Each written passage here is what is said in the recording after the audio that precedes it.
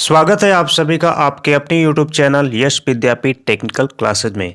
तो साथियों, आज की क्लास में हम लोग इलेक्ट्रीशियन सेकेंड ईयर के CBT पेपर को सॉल्व करने वाले हैं। तो ऐसे छात्र जिन्होंने अब तक एग्ज़ाम नहीं दिया है उनके लिए यह वीडियो काफ़ी महत्वपूर्ण रहने वाली है। एक एक प्रश्न आपके एग्ज़ाम के लिए काफ़ी इम्पोर्टेंट है। हूबहू यही प्रश्न आपके CBT एग्ज़ाम के पेपर में फंसने वाले हैं। तो पूरी वीडियो को देख करके जाइएगा। चैनल पे नए हो तो चैनल को सब्सक्राइब कर दीजिएगा। चलिए पहला प्रश्न पढ़ना स्टार्ट करते हैं। पहला प्रश्न स्क्रीन पे दिख रहा है आपको। परिवर्तित गति पर उच्च प्रारंभिक बलागुण प्राप्त करने के लिए किस प्रकार के मोटर का उपयोग किया जाता है? तो इसके लिए 3 phase slip ring induction motor का उपयोग किया जाता है। 3 phase slip ring induction motor का टार्क हाई होता है और धारा क्या होता है? निम्न होता है। चलिए अगला प्रश्न देखिए, प्रश्न संख्या 2 नंबर। स्टेप्ड वोल्टेज स्टेबलाइजर में किस प्रकार के ट्रांसफार्मर का उपयोग किया जाता है? तो ऑटो ट्रांसफार्मर का उपयोग किया जाता है। साथियों, ऑटो ट्रांसफार्मर में एक ही बाइंडिंग होती है। चलिए अगला प्रश्न देखिए। कुंडल और ओवरहैंग बांधने के लिए किस प्रकार के इंसुलेशन का उपयोग किया जाता है? तो कॉइल की बाइंडिंग बांधने के लिए और ओवरहैंग को बांधने के लिए टेरेलिन धागा का उपयोग करते हैं। जब आप मोटर की बाइंडिंग करते हैं तो जो आप धागा बाइंडिंग को बांधने के लिए उपयोग करते हैं वो टेरेलिन की बनी होती है। अगला प्रश्न देखिए, प्रश्न संख्या 4 नंबर। मोटर जनरेटर सेट का क्या फ़ायदा है? तो मोटर जनरेटर सेट का मेन फ़ायदा है डीसी आउटपुट वोल्टेज को आसानी से नियंत्रित किया जा सकता है। ऑप्शन नंबर सी सही है। मोटर जनरेटर सेट में एक मोटर होता है और दूसरा जनरेटर लगा होता है। चलिए अगला प्रश्न देखिए, प्रश्न संख्या 5 नंबर। कौन सा इलेक्ट्रॉनिक सर्किट बिना इनपुट के सिग्नल, तरंगों या पल्स का उत्पादन कर सकता है? तो एकमात्र है ऑक्सीलेटर यानी दोलक। अगला प्रश्न देखते हैं 6 नंबर। डीसी जनरेटर में प्रेरित ईएमएफ की दिशा ज्ञात करने के लिए किस नियम का उपयोग किया जाता है? तो डीसी जनरेटर के लिए फ्लेमिंग के दाएं हाथ का नियम काम में लाया जाता है, जबकि डीसी मोटर के लिए फ्लेमिंग के बाएं हाथ का नियम काम में लाया जाता है। तो फ्लेमिंग के दाएं हाथ के नियम के अनुसार अंगुली है यानी मिडिल जो अंगुली है वो ईएमएफ की दिशा को दर्शाती है और जो फोर्थ अंगुली है वो चुंबकीय क्षेत्र की दिशा को दर्शाती है यानी एफ की दिशा को दर्शाती है। अंगूठा क्या दर्शाएगा? चालक के घूमने की दिशा को दर्शाता है। चलिए अगला प्रश्न देखिए, प्रश्न संख्या 7 नंबर। चित्र में दिखाए अनुसार डीसी जनरेटर में एक्स से चिन्हित भाग का नाम आपको बताना है। तो इस वाले भाग का नाम आपको बताना है। इसे कहते हैं कम्यूटेटर राइजर। इसका आकार कैसा होता है? तो इसका जो आकार होता है भी के आकार का होता है। सही ऑप्शन हो जाएगा option number C, commutator riser. अगला प्रश्न देखिए, प्रश्न संख्या 8 नंबर। AC 3 फेज मोटर की रीवाइंडिंग के लिए किस प्रकार के तार का उपयोग किया जाता है? तो 3 फेज मोटर की वाइंडिंग के लिए सुपर इनेमल्ड कॉपर वायर का उपयोग किया जाता है। ऑप्शन नंबर ए सही है। अगला प्रश्न देखिए, प्रश्न संख्या 9 नंबर। लाइन समाप्ति पर कोने के खंभे के लिए किस प्रकार के इंसुलेटर का उपयोग किया जाता है? तो इंड में खंभा जो लगा होता है, आप गांव में देखे होंगे, जहां पे वायर का अंतिम सिरा होता है, उसके आगे वायर जाता नहीं है या फिर दूसरी तरफ मुड़ता है, तो वहां पे हम साइकिल टाइप इंसुलेटर का उपयोग करते हैं। कुछ जो इंसुलेटर होता है कुछ इस तरह का ये होता है, ठीक है, और इसमें ऐसे वायर बंधा होता है और वायर आप आगे तक लेके जा सकते हैं और यहाँ से इधर ऐसे करके। अगला प्रश्न देखिए, प्रश्न संख्या 10 नंबर। सिलिकॉन ट्रांजिस्टर के संचालन के लिए बेस एमीटर जो जंक्शन है इसका न्यूनतम वोल्टेज कितना होना चाहिए? तो इसका न्यूनतम वोल्टेज 0.6 से 0.7 होता है, जो कि सिलिकॉन के लिए होता है, और जर्मेनियम के लिए 0.2 से 0.3 होता है। चलिए अगला प्रश्न देखिए 11 नंबर। यदि जर्मेनियम का पूछता है तो आपको 0.2 से 0.3 बताना है। अल्टरनेटर के रोटर को डीसी प्रदान करने वाला उपकरण को क्या कहते हैं? तो उसे कहते हैं एक्साइटर यानी उत्तेजक। उत्तेजक के रूप में डीसी शंट जनरेटर का उपयोग करते हैं। किसका उपयोग करते हैं? शंट जनरेटर का उपयोग करते हैं। चलिए अगला प्रश्न देखिए, प्रश्न संख्या 12 नंबर। चित्र में दर्शाए गए कनेक्शन का आरेख बताना है। तो जैसा कि आप चित्र देख पा रहे हैं, तो ये किसका चित्र है आपको बताना है। तो इसको ध्यान से देख लीजिए। यदि आप कंपनी में काम किए होंगे तो आप देखे होंगे VFD लगा होता है। आजकल जो मोटरें चल रही हैं इंडक्शन मोटर, वो VFD से चल रही है। VFD का फुल फॉर्म होता है वेरिएबल फ्रीक्वेंसी ड्राइव। तो ये जो ड्राइव है इसका चित्र है। ड्राइव में आप देख पा रहे हैं कि ये आउटपुट टर्मिनल है और इसका ये इनपुट टर्मिनल है, जहाँ से हम 3 फेज सप्लाई देंगे। यहाँ से हम 3 फेज सप्लाई देते हैं और इस सिरे से मोटर को 3 फेज सप्लाई देते हैं। इधर जो आप भाग देख रहे हैं ये कंट्रोल वाला भाग है, ये जो है अंदर वाला भाग है VFD का। तो ये VFD का चित्र है, ठीक है। तो इसका सही उत्तर हो जाएगा मोटर के साथ VFD का चित्र, यानी मोटर के साथ AC ड्राइव, ठीक है। तो VFD को AC ड्राइव के नाम से जानते हैं। इसमें आप देख पा रहे हैं कि यहाँ पे ये मोटर VFD के साथ जुड़ा हुआ है, देख रहे हैं ना, यही मोटर का सिंबल है। चलिए अगला प्रश्न देखिए, प्रश्न संख्या 13 नंबर। नियंत्रण ट्रांसफार्मर के साथ नियंत्रण पट क्यों प्रदान किए जाते हैं? तो नियंत्रण पट प्रदान करने का जो मेन मकसद होता है ऑक्सिलरी सर्किट को ऑपरेट करना, यानी सहायक सर्किट संचालित करने के लिए। ऑप्शन नंबर डी सही है। चलिए अगला प्रश्न देखिए, प्रश्न संख्या 14 नंबर। कौन सा परिवर्तक उपकरण ओवरलोड किया जाता है? तो इसका सही उत्तर हो जाएगा option number C, rectifier unit. तो रेक्टिफायर यूनिट में 4 डायोड लगे हुए होते हैं, आपको पता होगा। चित्र में दर्शाए गए सर्किट का नाम बताना है। तो जैसा कि आप देख पा रहे हैं, तो इस सर्किट का नाम आपको बताना है। तो ऐसी सर्किट जो वन लाइनर खींची गई होती हैं कुछ इस तरह से, ठीक है, तो इसे हम कंट्रोल सर्किट के नाम से जानते हैं। अब हमें देखना है कि ये किसका कंट्रोल सर्किट है। तो यहाँ पे आप देख पा रहे हैं कि 3 कॉन्टेक्टर की यहाँ पे रिले दिख रही हैं और यहाँ पे एक स्टार्ट पुश बटन है और एक स्टॉप पुश बटन है। यहाँ से फेज दिया गया है और इधर से न्यूट्रल सप्लाई इसको दी गई है। और ये आप देख पा रहे हैं कि जो ऑक्सिलरी कॉन्टैक्ट लगे हुए हैं। तो ये जो फिगर आप देख पा रहे हैं इससे हम कहते हैं semi automatic star delta starter. यदि इसमें टाइमर लगा होता तो ऑटोमेटिक स्टार डेल्टा स्टार्टर के नाम से जानते, ठीक है। तो इसका सही उत्तर हो जाएगा semi automatic star delta starter, option number C सही है। चलिए अगला प्रश्न देखिए, 16 नंबर। ऑटोमेटिक स्टार डेल्टा स्टार्टर में टाइमर का क्या कार्य है? तो टाइमर का मेन कार्य होता है स्टार को डेल्टा में बदलना। सबसे पहला काम स्टार डेल्टा स्टार्टर का होता है टाइमर के द्वारा मोटर को स्टार बाइंडिंग से जोड़ना। इसके बाद 10 से 15 सेकेंड बाद मोटर को डेल्टा बाइंडिंग से जोड़ना, ठीक है। और ये काम होता है टाइमर और कॉन्टेक्टर के माध्यम से। अगला प्रश्न देखिए, प्रश्न संख्या 17 नंबर। किस शब्द से तात्पर्य है कि किसी पदार्थ का द्रव्यमान इलेक्ट्रोलाइट के एक कूलम विद्युत द्वारा मुक्त होता है? तो देखिए यम बराबर होता है जेड इंटू क्यू। तो यम के समानुपाती क्यू होता है। तो ये जो नियम है विद्युत रासायनिक तुल्यांक से संबंधित है।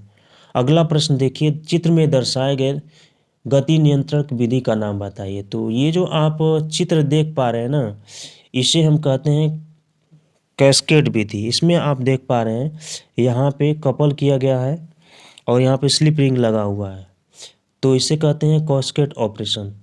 चलिए अगला प्रश्न देखिए, प्रश्न संख्या 19 नंबर। श्रेणी F इंसुलेशन का स्वीकार्य तापमान क्या है? तो देखिए कई प्रकार के इंसुलेशन होते हैं जिसका तापमान अलग अलग होता है।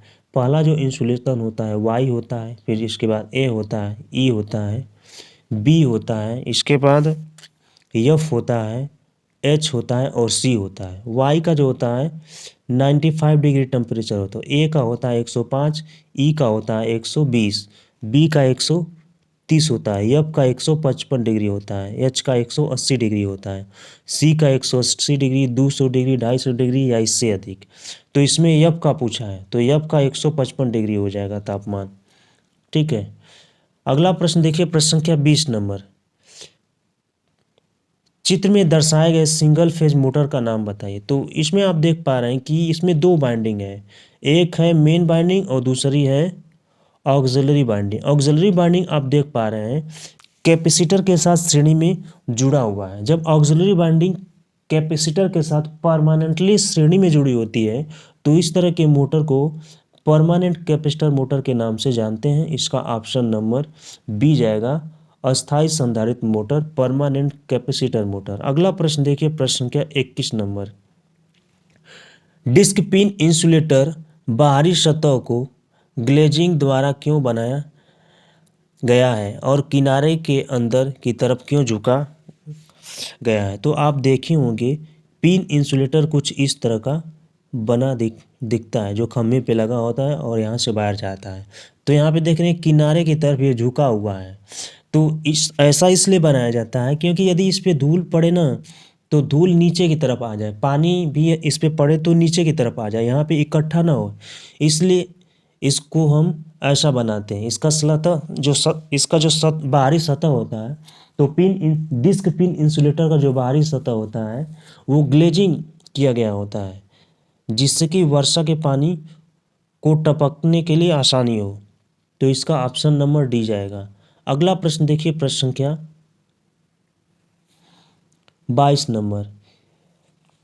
बीएफ ड्राइव में आईजीबीटी का क्या कार्य है? तो आईजीबीटी का मेन कार्य है इन्वर्टर स्विचिंग डिवाइस के रूप में। आईजीबीटी का फुल फॉर्म होता है इंटीग्रल गेट बाइपोलर ट्रांजिस्टर। अगला प्रश्न देखिए, प्रश्न संख्या 23 नंबर।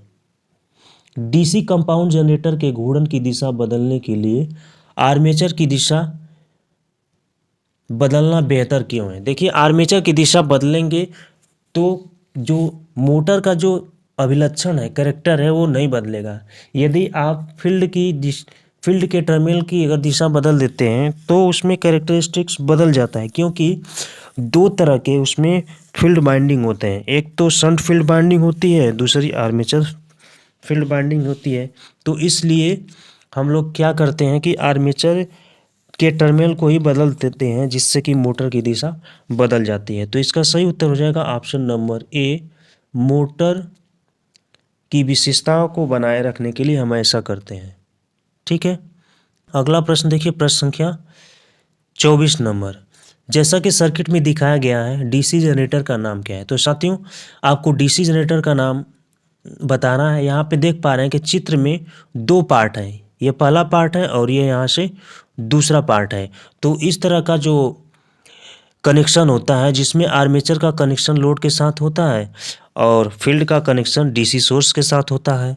तो इस तरह का यदि आपको कनेक्शन दिखे जनरेटर में तो इसे कहते हैं अलग से उत्तेजित जनरेटर, यानी separately excited DC generator. Option number इसका सी सही होगा। चलिए अगला प्रश्न देखिए, प्रश्न संख्या 25 नंबर। डीसी शंट जनरेटर के द्वारा लिए गए आर्मेचर धारा की गणना करने का सूत्र क्या होता है? तो यदि आप देखें तो इसका जो धारा गणना करने का जो सूत्र होता है, डीसी मोटर की बात कर रहा है तो डीसी मोटर में हम सप्लाई देते हैं, सप्लाई देंगे तो साथियों इसका सही उत्तर हो जाएगा ऑप्शन नंबर डी, आई ए बराबर वी माइनस ई बी बटा में आर ए। मोटर के जो फार्मूला होता है वी बराबर E B plus I A R A होता है। तो यहाँ से आई ए का मान निकालेंगे तो वी माइनस ई बी बटा में आर ए हो जाएगा। चलिए अगला प्रश्न देखिए, 26 नंबर।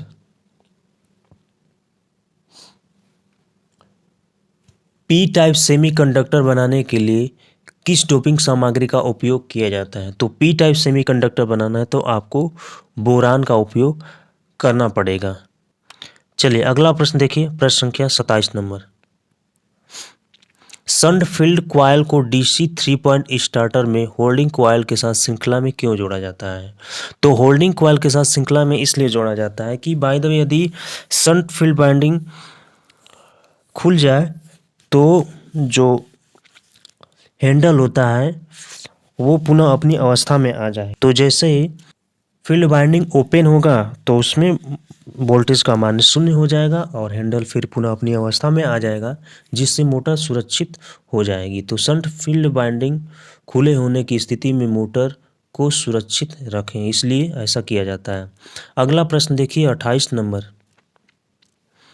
बाइंडिंग प्रक्रिया में वेवेज के रूप में किस सामग्री का उपयोग किया जाता है? वेवेज के रूप में बांस या बम्बू का उपयोग किया जाता है। तो साथियों आप देखे होंगे कि बाइंडिंग करने के बाद बम्बू की फट्टी लगाई जाती है, जिससे कि जो बाइंडिंग है वो बाहर न आ सके। ठीक है। अगला प्रश्न देखिए, प्रश्न संख्या 29 नंबर। हाई स्पीड ऑपरेशन के लिए एसी ड्राइव बेहतर क्यों है? एसी ड्राइव इसलिए बेहतर है क्योंकि इसमें कोई ब्रूश और कम्यूटेशन नहीं होता है।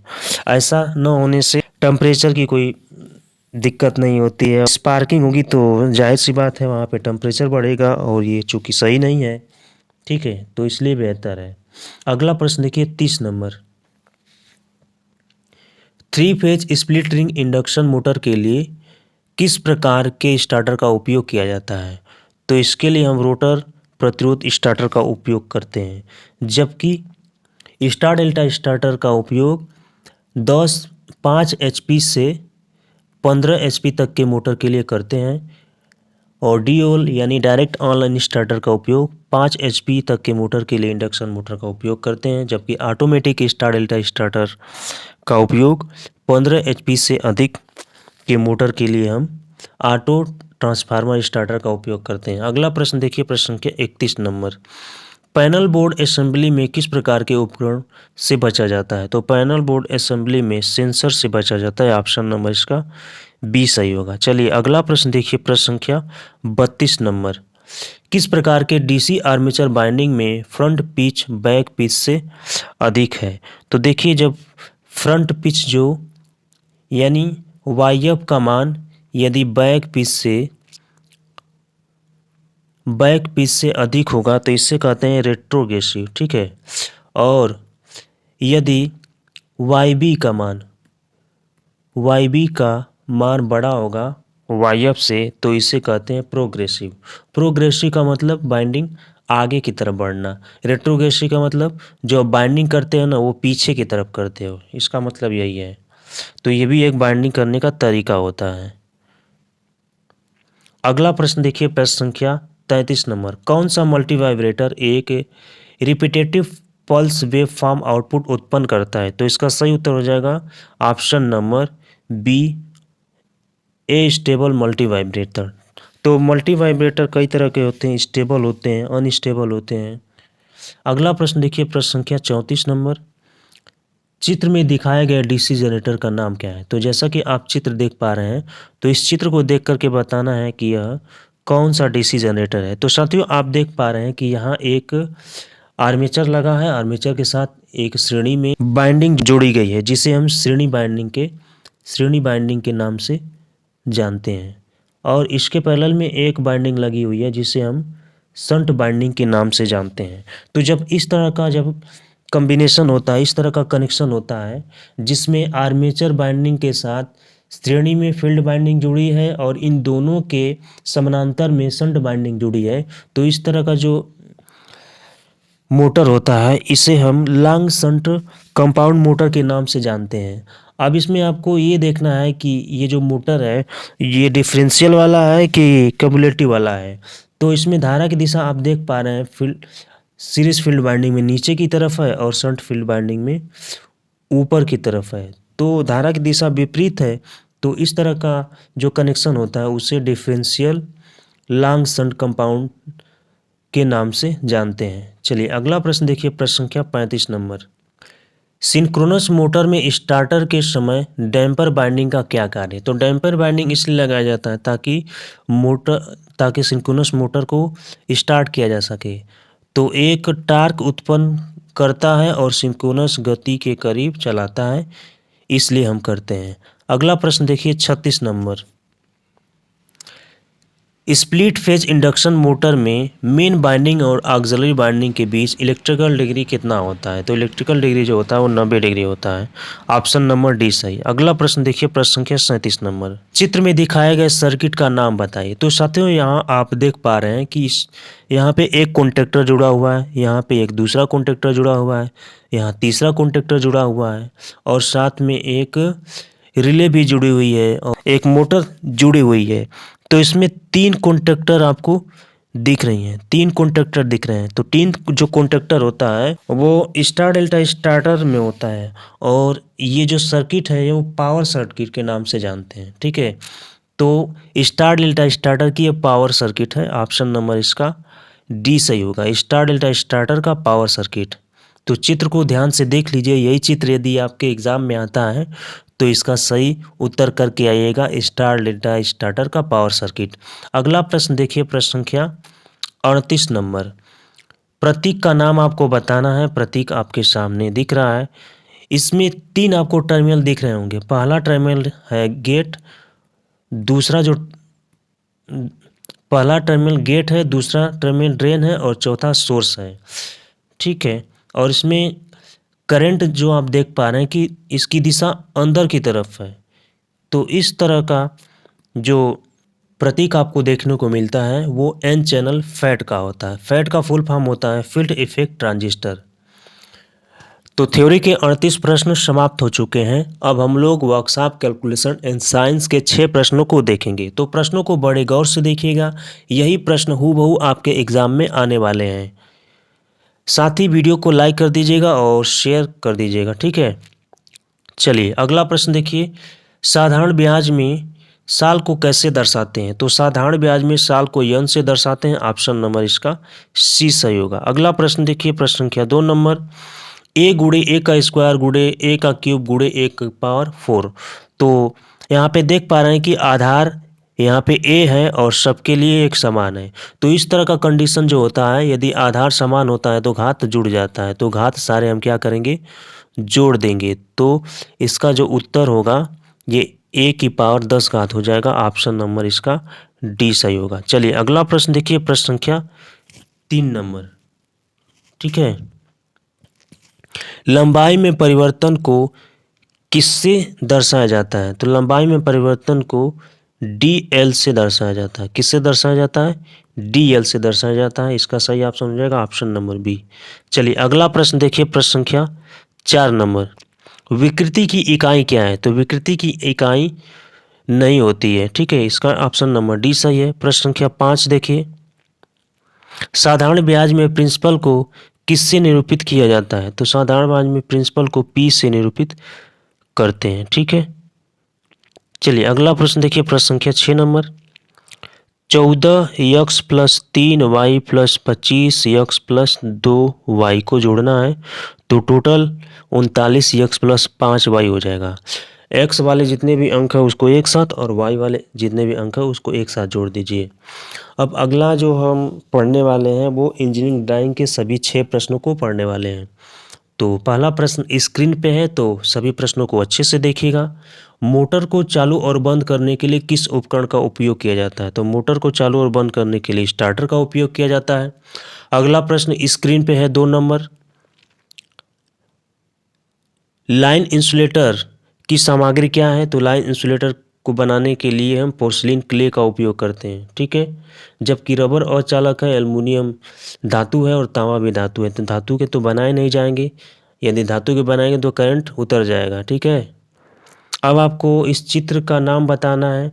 तो इस चित्र को हम कहते हैं कंडेंसर माइक्रोफोन। ऑप्शन नंबर इसका डी सही है। अगला प्रश्न देखिए, नोज प्लायर कौन सा है? जैसा कि पहला आप चित्र देख रहे हैं तो इसे हम कॉम्बिनेशन प्लायर के नाम से जानते हैं, ठीक है। नेक्स्ट जो आप चित्र देख पा रहे हैं ये अलग ही प्लायर है।